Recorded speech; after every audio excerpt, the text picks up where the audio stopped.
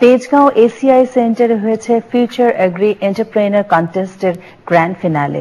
প্রতিযোগিতায় অংশ নেয় শেরেবাংলা বাংলা কৃষি বিশ্ববিদ্যালয়, বাংলাদেশ কৃষি বিশ্ববিদ্যালয়, business agriculture and technology international university, Bangabandhu Sheikh Mujibur Rahman কৃষি বিশ্ববিদ্যালয়, সিলেট কৃষি বিশ্ববিদ্যালয় এবং হাজী মোহাম্মদ দানেশ বিজ্ঞান ও প্রযুক্তি বিশ্ববিদ্যালয়।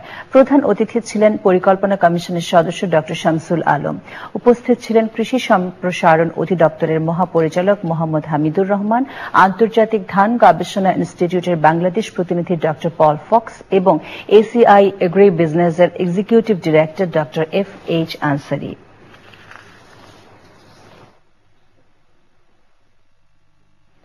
দেশে মাদ্রাসা শিক্ষা সহ সকল ক্ষেত্রে প্রগতিশীল বিজ্ঞান মনস্ক একমুখী শিক্ষা ব্যবস্থা প্রচলনে গণস্বাক্ষর সংগ্রহ কার্যক্রম শেষ হয়েছে।